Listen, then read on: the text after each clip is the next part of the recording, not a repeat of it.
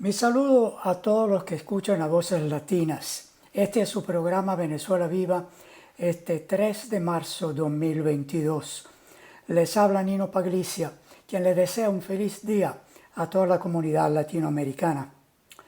El conflicto que está ocurriendo en Ucrania ha llegado a un punto crítico tal que ha levantado una alerta mundial por el peligro de una guerra entre países que poseen armas nucleares como los Estados Unidos y Rusia.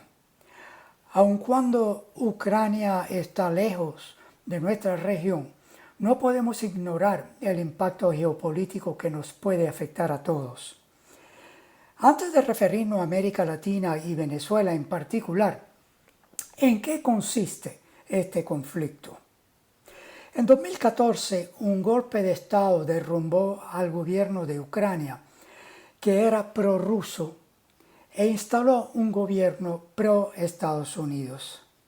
Los Estados Unidos, como de costumbre, estuvo detrás del golpe. ¿Por qué? Porque Ucrania tiene frontera con Rusia y por eso es conveniente poner bases militares o control militar de la OTAN en ese país.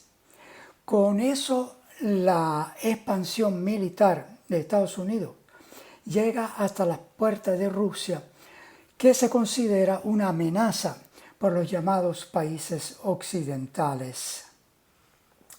En realidad, esa amenaza, más que militar, es una amenaza económica, porque Rusia tiene, ahora debemos decir tenía, lazos comerciales con la Unión Europea.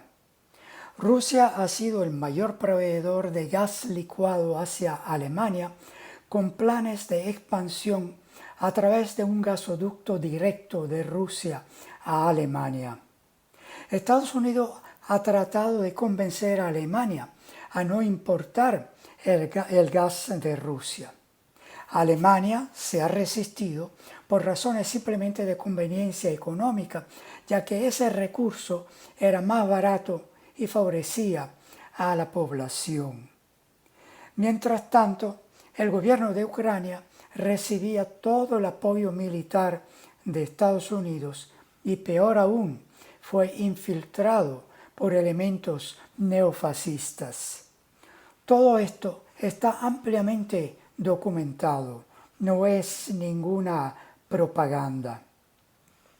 Estos elementos de ultraderecha han prevalecido en permitir leyes contra la parte de población ucraniana de otro origen étnico, en particular los de habla rusa. Hasta se llegó a prohibir el uso del idioma ruso.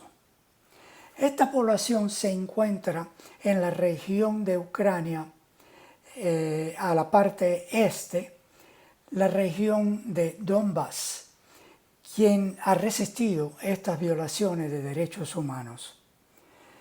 Esta resistencia ha recibido en cambio represalias de bombardeos de parte del gobierno de Ucrania.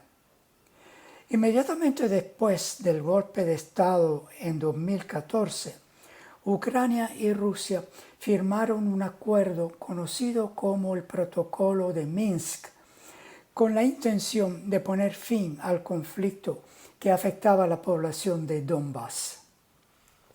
Fue necesario un segundo acuerdo de Minsk al fallar el primero.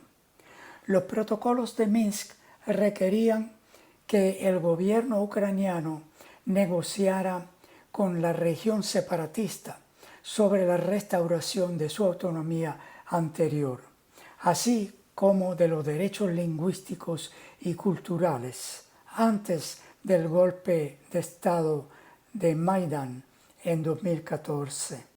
Durante 8 años, Rusia ha insistido legítimamente en la implementación de los acuerdos de Minsk de 2014 y 2015. Ucrania no ha cumplido. Su actitud beligerante, además, daba señales de mayor agresión que Rusia ha considerado como una amenaza a su seguridad nacional, por cuanto Rusia percibía la posibilidad de que la OTAN incorporaría a Ucrania como miembro de esa organización. Rusia ha demandado a Estados Unidos que diera garantías firmes que la OTAN no aceptaría a Ucrania como miembro. Estados Unidos y la OTAN ya habían roto sus promesas a principios de la década de 1990 a Gorbachev, el último presidente soviético, de que la OTAN no se expandiría ni una pulgada hacia el este de una Alemania reunificada. Sin embargo, en los últimos 30 años, en lugar de disolverse, porque se creó para proteger a los países del Atlántico Norte del supuesto peligro del comunismo, la OTAN se expandió 800 kilómetros al este y admitió 14 estados que se habían separado de la antigua Unión Soviética o eran ex miembros del Pacto de Varsovia. Esa nueva garantía nunca fue concedida, que de por sí ya confirma las intenciones de control de la OTAN. Al contrario, Estados Unidos ha venido falsamente acusando a Rusia de una invasión a Ucrania. Los eventos se precipitaron cuando las dos regiones del este de Ucrania declararon su independencia en febrero. La República Popular de Donetsk y la República Popular de Luhansk, las cuales fueron inmediatamente reconocidas por el gobierno de Rusia. Los gobiernos de esas repúblicas solicitaron el apoyo de Rusia contra los bombardeos de Ucrania, y Rusia decidió intervenir militarmente en el conflicto por su propia defensa y para desmilitarizar y desnazificar Ucrania. Este último término es importante aclararlo. En Ucrania han proliferado unidades de combate ucranianas de derecha desde 2013-2014 que luchan contra los separatistas en el este de Ucrania, en Donbass, como el regimiento Azov. El regimiento Azov fue fundado por el grupo de derecha, de extrema derecha, que se incorporó a las tropas del Ministerio del Interior y la Guardia Nacional de Ucrania en 2014. Ya forman parte de la cultura política que gobierna a Ucrania. Además, soldados extremistas de derecha fueron vistos de vez en cuando durante los cursos de formación para el personal militar. Este es un breve entramado del conflicto en curso entre Ucrania y Rusia. Rusia asegura que no tenía otra alternativa que una acción militar en base a su percepción de agresividad de Ucrania y otras naciones como Estados Unidos. Los países occidentales han tomado una posición abiertamente contra Rusia, que por otra parte ya había manifestado con la rusofobia ya existente antes. Varios países han rápidamente sancionado a Rusia y han suspendido vuelos desde Rusia sin esperar los resultados de los diálogos entre Ucrania y Rusia para evitar una escalada del conflicto. ¿Cuál es la posición de Canadá? El gobierno de Canadá, como miembro de la OTAN, sigue al pie de la letra la política exterior de Estados Unidos. Aunque nuestros medios apuntan incesantemente a la belicosidad de Rusia en Ucrania, se presta poca atención al papel de Canadá en instigar las tensiones allí. En julio de 2015, la CBC informó que los manifestantes de la oposición contra el presidente ucraniano habían acampado en la embajada de Canadá durante una semana durante la rebelión de febrero de 2014. Y ya el 17 de marzo de 2014, Canadá estableció el Reglamento de Medidas Económicas Especiales para Rusia, autorizando medidas coercitivas contra ese país.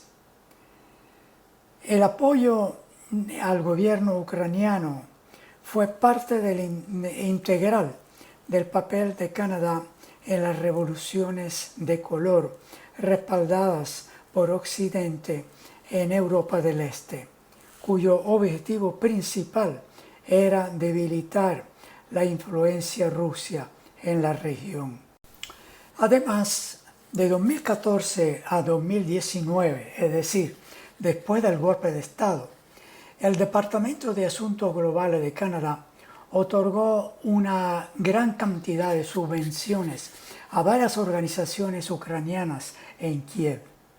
La suma total asciende a millones, lo que confirma las consideraciones especiales otorgadas a Ucrania por Asuntos Globales de Canadá, lo que confirma la continuidad de la política emprendida por gobiernos anteriores. Ya a finales de febrero, el gobierno de Canadá impuso sanciones contra Rusia, como restricciones a personas y entidades rusas, incluidos bancos, élites financieras y sus familias. Además, Canadá autoriza, primero, enviar contribuciones militares adicionales para apoyar a la Organización del Tratado del Atlántico Norte, OTAN, incluidos hasta 460 efectivos adicionales a los aproximadamente 800 actualmente desplegados en Europa en apoyo de la OTAN.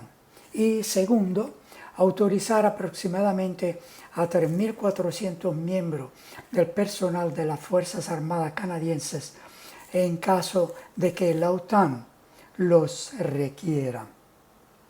Pero veamos cuál ha sido la reacción en América Latina, según reportes de prensa. Varios líderes de gobierno de países latinoamericanos condenaron fuertemente la intervención militar de Rusia contra Ucrania, que inició en la mañana del jueves 24 de febrero. Estos hechos amenazan la soberanía de Ucrania y ponen en riesgo la vida de miles de personas, afirmó a través de Twitter el presidente de Colombia, Iván Duque. Rechazamos la guerra y nos sumamos a las voces que piden la retirada inmediata de las tropas rusas de Ucrania, agregó además el mandatario colombiano. El presidente de México, Andrés Manuel López Obrador, también condenó las acciones de Rusia y pidió la paz a través de una conferencia de prensa matutina. Seguiremos promoviendo el diálogo, que se detenga el uso de la fuerza y la invasión. No estamos en favor de ninguna guerra. México es un país que siempre ha estado a favor de la paz y busca una solución política. Eso fueron las palabras de AMLO. Por su parte, el gobierno de Argentina instó a Rusia a cesar las acciones militares y Perú rechazó el uso de la fuerza en la región. El presidente electo de Chile, Gabriel Boric, publicó en Twitter que su país condenaba la invasión de Ucrania, la violación de la soberanía y el uso ilegítimo de la fuerza. Nuestra solidaridad está con las víctimas y nuestro humilde esfuerzo por la paz, agregó Boric. El vicepresidente de Brasil, Hamilton Mourão, condenó la operación e instó a una solución diplomática. Pero el presidente brasileño, Jair Bolsonaro, desautorizó a Mourão a realizar tales comentarios. Bolsonaro fue el último mandatario en reunirse en persona con el presidente ruso Vladimir Putin en Moscú. Tales declaraciones contrastan con el apoyo que ha recibido Rusia de otros países como Venezuela, Cuba y Nicaragua, que tienen estrechos vínculos económicos con Moscú y han apoyado la medida de Putin. El presidente de Venezuela, Nicolás Maduro, respaldó oficialmente a Rusia. Venezuela anuncia su total apoyo al presidente Vladimir Putin en la defensa de la paz en Rusia, afirmó Maduro recientemente durante una reunión con ministros que fue transmitida por televisión. Venezuela está con Putin, con Rusia, con las causas valientes y justas del mundo y vamos a fortalecer cada vez más nuestra alianza, añadió el líder chavista. Cuba criticó a Estados Unidos por imponer la progresiva expansión de la OTAN hacia las fronteras de la Federación Rusa. El gobierno de Estados Unidos lleva semanas amenazando a Rusia y manipulando a la comunidad internacional sobre los peligros de una invasión masiva e inminente a Ucrania, afirmó el miércoles el Ministerio de Relaciones Exteriores de Cuba. Ha suministrado armas y tecnología militar, desplegando tropas en varios países de la región, aplicando sanciones unilaterales e injustas y amenazando con otras represalias. Paralelamente, desató una campaña de propaganda antirrusa, afirmó el ministerio cubano. En su declaración oficial del 26 de febrero, el gobierno de Cuba afirma que la determinación estadounidense de continuar la expansión progresiva de la OTAN hacia la frontera de la Federación Rusa ha llevado a un escenario con implicaciones de alcance impredecibles que podría evitarse.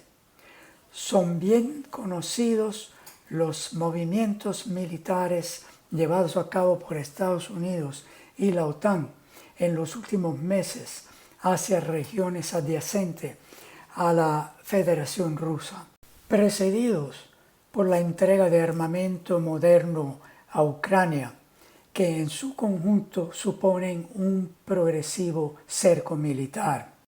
Luego agrega, la historia responsabilizará al gobierno estadounidense por las consecuencias de una doctrina militar cada vez más ofensiva fuera de las fronteras de la OTAN, que amenaza la paz, la seguridad y la estabilidad internacionales. La declaración de Cuba afirma que Cuba aboga por una solución diplomática seria, constructiva y realista a la actual crisis en Europa por medios pacíficos que garantice la seguridad y la soberanía de todos, y así como la paz, la estabilidad y la seguridad regional e internacional. Cuba rechaza la hipocresía y los dobles raseros. Hay que recordar que Estados Unidos y la OTAN lanzaron en 1999 una gran agresión contra Yugoslavia, país europeo al que fragmentaron con un alto costo de vidas en base a los objetivos geopolíticos, desconociendo la Carta de la ONU. Pero los latinoamericanos debemos de preocuparnos que nuestra región de origen no está a salvo del conflicto entre Rusia y Ucrania. Estados Unidos está usando una crisis miles de kilómetros lejos para arreglar las cuentas en su propio patio trasero. Hace pocos días, el asesor del presidente Joe Biden, Juan González, anunció que las recientes sanciones a Rusia se implementaron para dañar también a Venezuela, Cuba y Nicaragua por diseño. En las últimas semanas, funcionarios colombianos han criticado la presencia militar rusa en Venezuela. El problema no es la presencia militar rusa, que no existe. Rusia no tiene bases militares en Venezuela, como Estados Unidos tiene en Colombia. Lo que ellos critican es que Rusia ha apoyado a Venezuela con ayuda humanitaria. ¿Cómo se atreven ellos a romper las llamadas sanciones que mata a la población civil? Pero hay más. El periódico digital Orinoco Tribune reporta que a finales de febrero Colombia y Estados Unidos realizaron ejercicios navales en el Mar Caribe, cerca de territorio venezolano. Oigan esto, las operaciones se ejecutaron en cooperación con la Organización del Tratado del Atlántico Norte, OTAN. Esta es la misma OTAN que ha provocado la operación militar que afecta a Ucrania. Esta es la misma OTAN desde donde AN se refieren a Atlántico Norte. Ahora se encuentra en el Caribe. Esta es la misma OTAN, una reliquia de la Guerra Fría, que se expande en el mundo con fines militaristas. Y nosotros creíamos que habíamos acabado con la expansión militar de una nación agresora con la Segunda Guerra Mundial. El ejercicio militar cerca de Venezuela fue anunciado por el ministro de Defensa de Colombia, Diego Molano, a través de una publicación en su cuenta de Twitter. Molano señaló que el submarino nuclear USS Minnesota, repito, submarino nuclear, participa en estos ejercicios de interoperabilidad entre la Armada de Colombia y la Armada de los Estados Unidos. El ministro colombiano, ampliamente considerado servil a Estados Unidos, dijo que el ejercicio militar fue realizado dentro del alcance de la Organización del Tratado del Atlántico Norte.